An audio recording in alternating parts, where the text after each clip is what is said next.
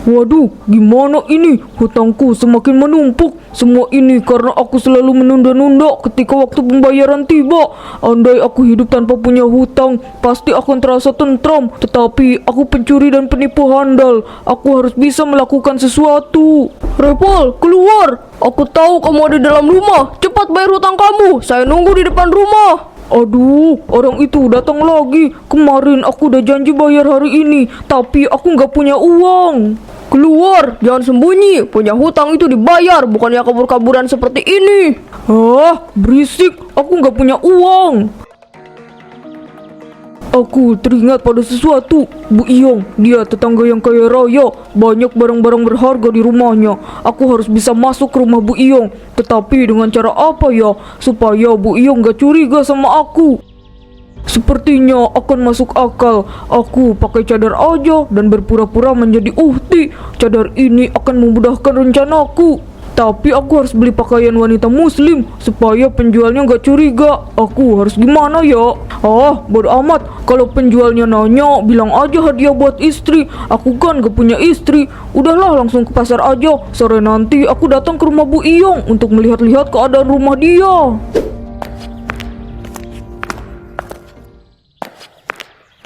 Permisi mas, lagi cari pakaian untuk istrinya ya? Atau untuk ibunya?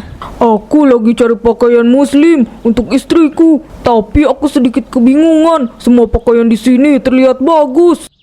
Yang itu mas, model terbaru, tapi sedikit susah. Soalnya takut istri dari masnya nggak suka dengan model baju itu.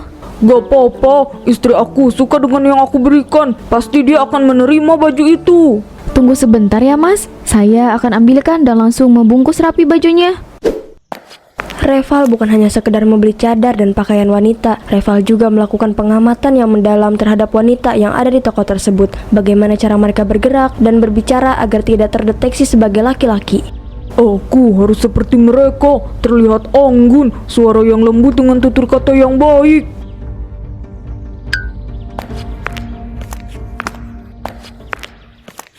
Permisi mas, apa ada yang mau ditanyakan? Saya perhatikan masnya terus melihat ke arah kami. Oh, itu. Aku cuma lihat baju yang Mbak pakai. Kalau ada yang model seperti itu, aku akan langsung beli untuk istriku. Oh gitu, saya pikir ada hal lain yang membuat masnya menatap kita dengan serius. Ini mas pakaiannya, kalau istrinya suka, ajak mampir ke toko kami lagi. Semuanya jadi 150.000. Ini Mbak uangnya, terima kasih ya.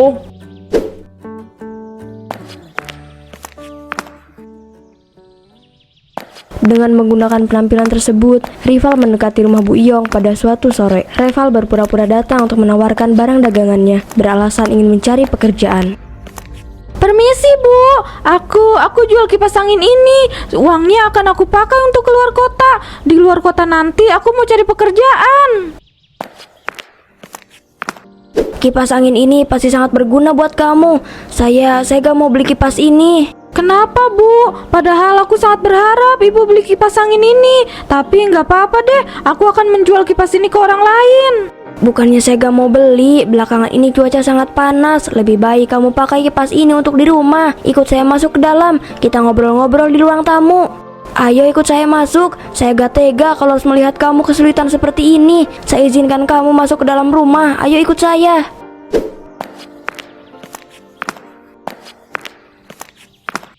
Aku yakin lemari di pojok sana diisi dengan barang-barang berharga. Lihat aja, pintunya terkunci rapat. Mana mungkin hanya ada barang-barang biasa. Om, maksud aku tante, kenapa terus lihat lemari itu? Tante suka ya sama lemarinya? Hahaha, iya. Di rumah tante nggak ada barang mewah seperti itu. Silahkan diminum dulu teh hangatnya. Oh iya, nama kamu siapa? Kita berdua belum mengenal satu sama lain. Saya Bu Iyong. Aku Ratna Bu. Salam kenal ya Ratna. Jangan hanya mampir sesekali. Kamu sering-sering ke rumah saya ya. Pintu rumah saya selalu terbuka untuk kamu. Terima kasih Bu Iyong. Ibu memperlakukan aku dengan baik. Padahal kita baru ketemu. Kita diciptakan untuk saling tolong-menolong dan saling toleransi satu sama lain. Jadi sudah menjadi kewajiban saya untuk membantu kamu. Terima kasih Bu. Aku akan rajin datang ke rumah ini.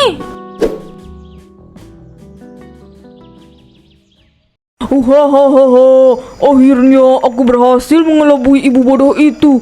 Apa aku secantik itu sehingga Bu Iyong tak sadar kalau aku ini laki-laki? Reval merasa dirinya berada dalam sebuah kemenangan yang sangat nyata.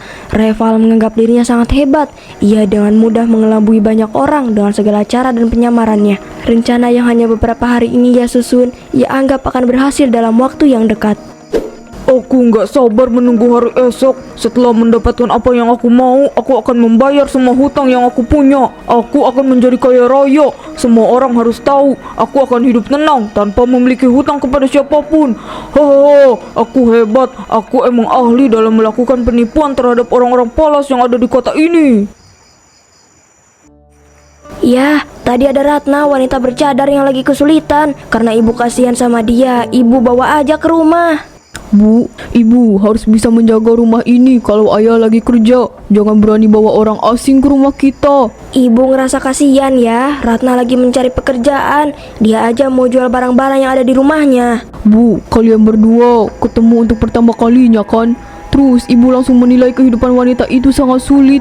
Jangan Bu, ayah takut wanita itu orang jahat. Ya, ayah jangan bersikap seperti itu. Dari dulu kamu sulit percaya kepada orang baru. Coba kamu lihat Ratna secara langsung. Pasti ayah akan seperti ibu. Bu, kita harus teliti dalam menilai diri seseorang.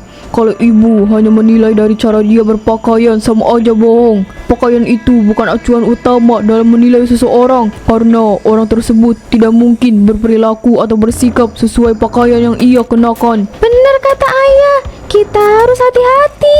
Jika aja paham maksud ayah, masa kamu enggak? Terserah kalian berdua deh. Ibu cuma merasa prihatin aja.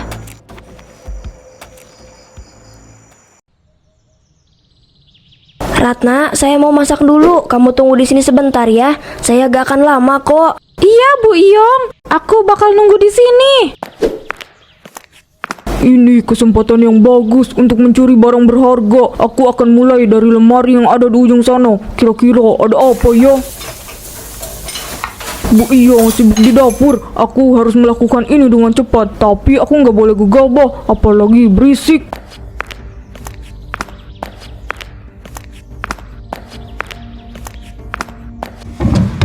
Cuma tas doang, tapi kalau dilihat dari dekat harganya kayak mahal gitu. Apa aku ambil aja ya? Lumayan buat tambahan.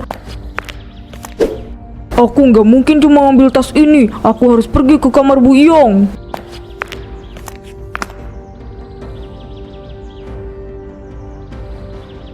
Ini yang aku cari. Kenapa lemari ini nggak disimpan di ruang tamu? Haha. Wow, ini seperti mimpi. Akhirnya aku bisa punya harta sebanyak ini. Malam ini aku akan langsung membayar semua hutang yang aku punya. Aku harus cepat-cepat keluar dari kamar ini. Aku harus kembali ke ruang tamu. Takutnya Bu Iyong sudah selesai melakukan pekerjaan dapurnya. Hahaha, rumah ini sangat tenang. Bahkan Bu Iyong begitu bodoh, gampang terpengaruh hanya karena penampilan aku yang palsu ini. Dengan tenang, aku melakukan aksiku dengan baik.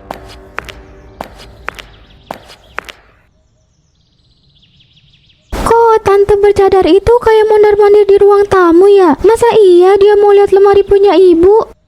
Tapi kok tante itu aneh banget ya? Kenapa gerak-gerik tante bercadar itu kayak mau ngambil sesuatu?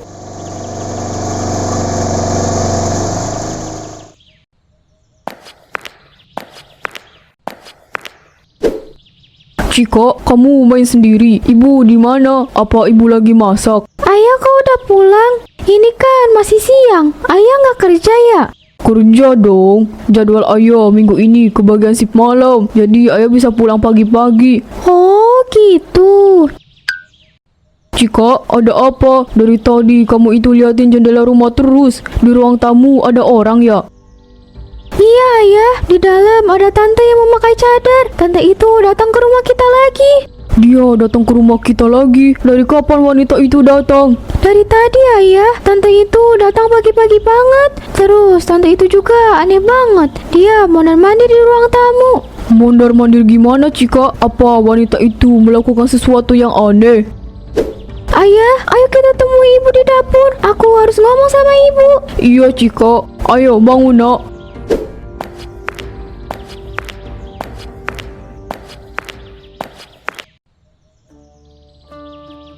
Ratna pasti suka dengan masakan saya. Jika aja bisa nambah sampai 3 kali, kalau Ratna bisa aja nambah sampai 5 kali. Ayah, udah pulang. Ayo makan dulu. Kebetulan Ratna ada di rumah kita. Ayah harus kenalan sama dia. Bu, tante itu mencurigakan. Aku lihat tante bercadar itu melakukan hal aneh di ruang tamu kita. Cika, kamu itu ngomong apa sayang? Ibu rasa kamu terlalu waspada kepada orang lain. Jangan berbohong Cika. Ibu sama ayah gak pernah ngajarin. Anak kecil itu gak pernah berbohong. Mereka selalu jujur. Ibu ragu sama apa yang Cika lihat. Ibu lebih percaya kepada wanita asing itu. Aku nggak bohong, Ibu. Aku yakin tante itu jahat. Dia membuka lemari yang ada di ruang tamu. Aku lihat itu, Bu. Apa? Ratna mau buka lemari di ruang tamu. Terus Ratna ngelakuin apa lagi Cika? Dia terus berjalan ke sana kemari, Bu. Tante itu nggak bisa diem. Dia juga bawa plastik hitam besar. Kita langsung ke ruang tamu aja. Ibu tanya sama wanita itu. Mungkin dia akan jujur. Iya ya, ibu bakal tanya langsung ke Ratna.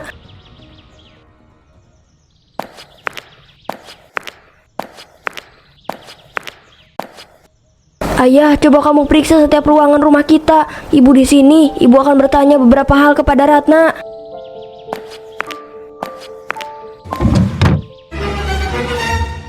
Bu, tas kamu menghilang. Semua tas milik kita menghilang, Bu. Matilah aku. Kayaknya mereka tahu kalau aku melakukan pencurian ini. Pasti semua ini gara-gara anak kecil itu. Ayah, coba kamu cek ke kamar kita. Di lemari ada beberapa perhiasan dan uang tabungan kita. Ratna, apa kamu tahu kalau ada orang yang masuk ke dalam rumah ini? Enggak tahu, Bu. Dari tadi aku hanya duduk diam sambil menikmati martabak ini. Bu, gawat Bu. Semua barang berharga kita hilang. Lemari yang ada di kamar berantakan. Seperti ada yang mengobrak-abrik. Ratna, kamu jujur kan? Kamu gak tahu apa-apa. Dari pagi kamu yang duduk di ruangan ini. Iya, aku jujur, Bu. Kalau aku tahu, aku udah teriak maling. Ada yang aneh. Wanita itu membuat aku ingin menarik cadar yang ia pakai. Aku harus mengajaknya berbicara di luar rumah. Ikut saya perlu bicara sama kamu. Aku nggak bisa kabur. Aku terjebak. Kalau aku lari, mereka akan semakin curiga. Aku harus bersikap tenang. Kamu yakin? Kamu gak tahu siapa yang masuk ke dalam rumah saya? Kamu kan datang dari pagi buta. Mustahil kamu gak tahu. Aku benar-benar gak tahu, Pak. Karena setelah Bu Yong pergi ke dapur, aku ketiduran di sofa. Jangan bohong. Cika melihat kamu berjalan ke setiap ruangan yang ada di rumah ini. Reval yang sudah terdesak mencoba untuk kabur. Namun Cika yang sudah curiga akhirnya melihat sepatunya yang berbeda dengan ukuran perempuan pada umumnya. Ayah, Ibu, tante itu pria. Lihat sepatu tante itu. Buka cadar kamu. Dari awal saya memang sudah tak percaya dengan kamu. Ayo cepat buka. Reval berhasil ditangkap sebelum ia sempat melarikan diri. Reval akhirnya terbongkar. Dia adalah seorang pria yang mencoba mencuri dengan menyamar. Kamu laki-laki. Jadi selama ini kamu menipu saya. Aku minta maaf. Aku melakukan ini karena aku terjerat hutang. Kami nggak peduli. Kamu harus dilaporkan ke pihak berwajib. Pak, tolong datang ke rumah saya. Ada pencuri. Baik Bu, kami akan segera datang ke rumah Ibu. Jadi ini bukan tante asli. Kenapa tante? Salah. Kenapa Om berbohong sama Ibu Cika? Reval, akhirnya kami berhasil menangkap kamu. Saya dan rekan lainnya sudah mencari kamu selama 5 tahun. Sekarang kamu sudah tertangkap. Kenapa kamu melakukan penipuan serupa lagi? Aku hanya ingin mempunyai uang banyak. Hutangku semakin menumpuk. Aku nggak sanggup bayar hutang itu. Tapi kenapa harus menjadi perempuan? Karena Bu Iyong tidak akan merasa curiga dengan apa yang aku lakukan. Pak, orang ini harus dihukum seberat-beratnya. Dia menipu saya dengan pakaian itu. Bu Iyong, tenang saja. Reval mendapatkan hukuman sesuai dengan apa yang dia lakukan. Reval melakukan pencurian sekaligus penipuan. Hukuman yang didapat sudah pasti akan berat. Syukurlah. Saya memang sudah merasa curiga. Tapi ibu malah percaya dengan wanita jadi-jadian ini. Bapak, Ibu jangan takut. Saya akan langsung membawa Reval ke ruangan pengadilan. Reval, mari ikut bersama saya. Ayah, maafin ibu ya. Seharusnya ibu gak gampang percaya sama orang asing. Ayah, maafin ibu, tapi ini adalah maaf untuk yang pertama dan terakhir kalinya. Kalau ibu melakukan hal yang sama lagi, ayah gak akan maafin ibu. Ibu merasa lega, Ratna palsu udah ditangkap. Tapi ibu merasa kecewa karena ditipu Ratna yang ternyata laki-laki. Tapi kita harus bersyukur, Bu. Dengan ini kita bisa lebih waspada terhadap orang asing yang datang dengan alasan yang tidak jelas. Iya, ibu akan lebih waspada lagi. Aku ikut bahagia karena tante jadi-jadian itu sudah ditangkap polisi.